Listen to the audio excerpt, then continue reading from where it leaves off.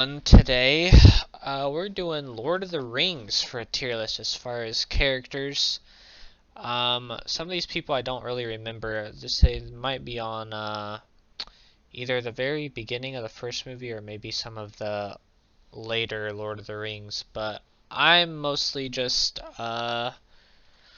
more knowledgeable about the first original three, so none of the hobbits or anything like that. So that's just what I'm basing off of. So everybody that I don't know or I don't remember is just going to go down here in D. But please obviously let me know what you guys think as far as where you guys would place some of these iconic characters and what you think about where I place mine. So we'll just start with old boy Aragorn. I mean, he's S tier, like easily King of Gondor, obviously, but obviously he could probably 1v1 just about everybody in the Lord of the Rings universe, to be honest, or at least keep up with them for sure. And I think also just having the fact that somewhat he either has or easily gains the respect of just about everybody as far as like all the characters or even like the ghosts and stuff. Like, you know, that's a huge factor. Plus he's just a fucking beast anyway. Obviously, Legolas, same thing. I mean, the dude can kill you from a distance with ease, or if you get up close, those dual-wield swords are gonna fuck you up. And obviously, he's probably the coolest in all the Lord of the Rings movies for sure, and all the stuff that he does and everything like that. I would argue that he's easily one of the coolest. Same with Gimli. I think he's up there. I think honestly these three could take on an army themselves, obviously. But I think he's, you know, obviously they make a lot of fun about him being short and everything in all the movies, but I think he definitely uses it to his advantage. And, you know, like in the second movie when they're getting ready to kind of jump on Aragorn, the fact that he, you know, just kind of jumps in there all willy-nilly ready to die for him is shows a lot about him as a character. Even though he's, you know, a hard ass, he you know, is definitely willing to throw himself out there for the greater good type of thing. Whoops. I don't know what this horse is, what these horses are. I don't know why we're ranking horses. Frodo. I just gotta put Frodo in B. I mean, he doesn't even do anything in all of the movies. Like, honestly, what does he do? He kind of protects Sam once when Sam like fell down the cliff or whatever. But that's it. He doesn't like really kill anybody. Nobody worthy of noticing, you know. Obviously he's the one carrying the ring, which is, you know, that's the only reason he's in B, cuz he was the one to do it, but I don't know. I always found him annoying more than anything, to be honest. Let's see. Honestly, I'm gonna give Wormtongue B. I think the biggest reason why I would put him in B is the fact that he basically kind of took over essentially a castle, if you will, or whatever you'd like to call it, by himself. I mean, obviously Sauron kind of had some shit on King Theoden, or you know, whatever was going on there. But I think, you know, much like his name, I think him essentially speaking and everything to the king and everything definitely bothered their life a lot more than people realize. So that brings into Gandalf coming to save them. This is Gandalf the Grey, which I don't think it makes any difference. Dude's S tier for sure. I mean, he basically held down Gondor himself because Gondor is a bunch of pussies. And obviously throughout all the movies, he's definitely, you know, the old wise grandpa. But he can throw down. Even with his staff, he can throw down a little bit. So, and honestly, even when they all four met in the forest, he basically owned all of them with ease. So, That can definitely show you a lot. Gollum, I'll give Gollum a B, or Smeagol, whichever you'd like to use. I would say the biggest reason he's in B is mostly just because he is willing to do anything for the ring, and that can be very useful but very harmful. I think, yeah, I mean, the loyalty definitely isn't to anybody but the ring, but, you know, I think he's a scary one to deal with nonetheless. We'll just leave it at that. The Witch King, honestly, I'm just gonna put the Witch King in A. I mean, and honestly, that's mostly just because of, like, I don't even know. I mean, I'm not even sure that he fully deserves to go into A, because we only saw him for basically a split second, and then he got fucked up. So, I don't know, I guess it's more of just like the name and what he represents as far as the ring and everything like that, but, yeah. I don't have anything to say about him. This dude, the quote-unquote King of Gondor or whatever, trash, fucking pussy. The ring itself, I mean, you know, S tier stuff. Oh, this is actually the Witch King. Who the fuck is that? I think that's the old Witch King or something, but I don't see any of the like whites or whatever. So maybe one of them is supposed to be represented as them. Oh, I think that might be like the ghost knights or whatever, the people that well, like when Frodo puts on the ring, maybe that's who he saw. I forget. I don't know. They look familiar or similar, I should say. Oh, let's see. We got through everybody fun for the most part. Treebeard, honestly, I think I have to put in A. Honestly, I think basically I think he turned the tide for the fights in that third movie that a lot of people not necessarily didn't see or whatever, but I think, or wait, I think it was the second movie. Was it the second or third that he did that? I think it's the third. I don't know. Either way, I think that was huge as far as, you know, nobody defending Isengard, and they just kind of came through and destroyed it, no problem. And him being able to call all the other ends to help him out, I think was obviously a big move. Definitely a big play for the good side. Ugh, sorry, I had to fucking sneeze. Haldir, you know, I have to put him in A, and here's why. As far as fightability and everything, he's mediocre, alright? He's not the best, he gets killed, you know, nothing crazy.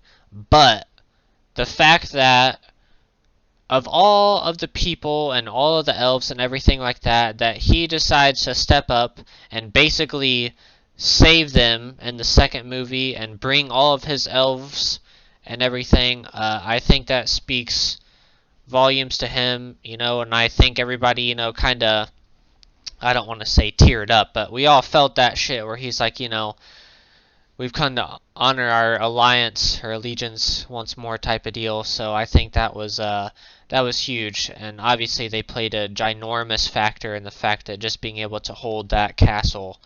Because if they wouldn't have showed up, easy claps, to be honest. King Theoden, I have to put an A as well. I think honestly, Rohirrim is probably the best army in the entire series. I mean, those dudes fuck up everybody, okay? Like, they are up there, they're a problem, alright? Same with Éomer, I think they kind of go hand in hand a little bit, and Éomer is pretty clutch as far as saving him in the second movie as well. Let's see. All of these guys kind of fighting each other and not really doing shit. I don't know what this image is supposed to be. I'm not gonna lie to you. I can't tell what it's supposed to be. Oh, I think it's the spider. I don't know. If it's the spider, we're just gonna say that that's the spider. I'll go ahead and put that in B. I might be wrong. I can't. I'm probably, looking straight at it but not seeing it type of thing, But all these guys kind of killing each other. It's not crazy. I don't know who this is. I don't remember off the top of my head.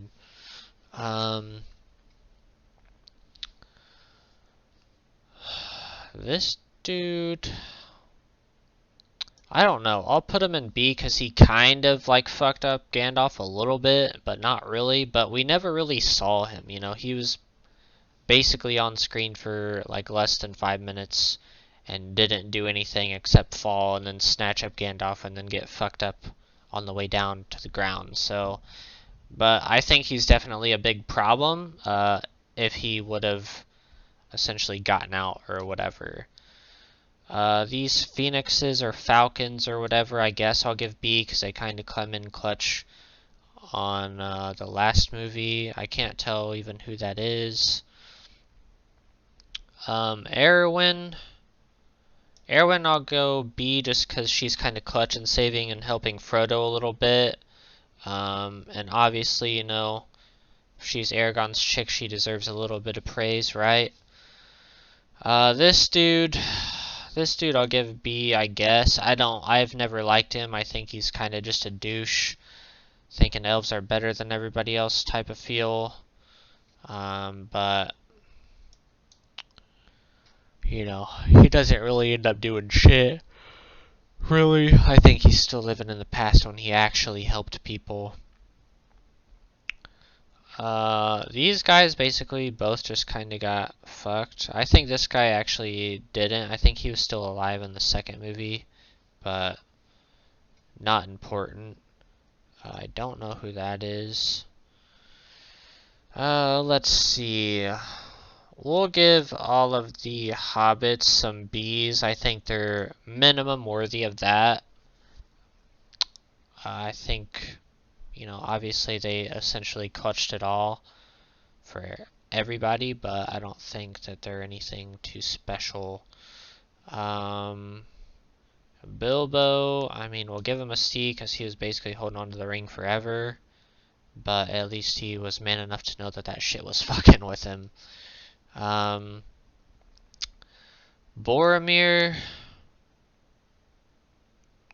I'll give B, I guess. Kind of a douche, but I guess in the end, kind of, held down his own. But, pretty shit. Faramir.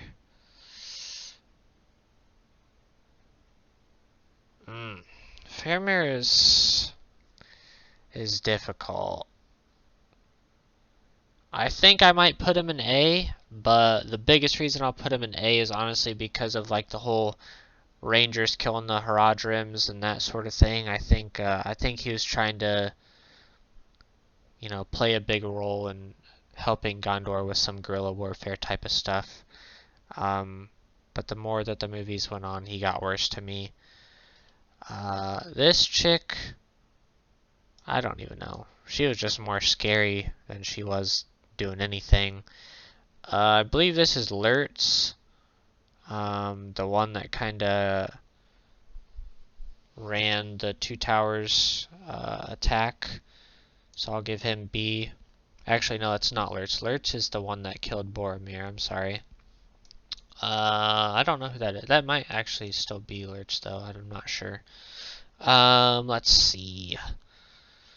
Gothmog. Honestly, I gotta give Gothmog A. I think that dude is obviously a problem. Like, he got everybody together in that last movie. Like, he was running through Gondor, but again, Gondor's bitch squad for sure. But all the people that he had, and trolls, and the Haradrims, and the elephants, and everything, like, that rock came at him, and he didn't even fucking move. Like, he's he's a beast for sure. He's definitely a problem.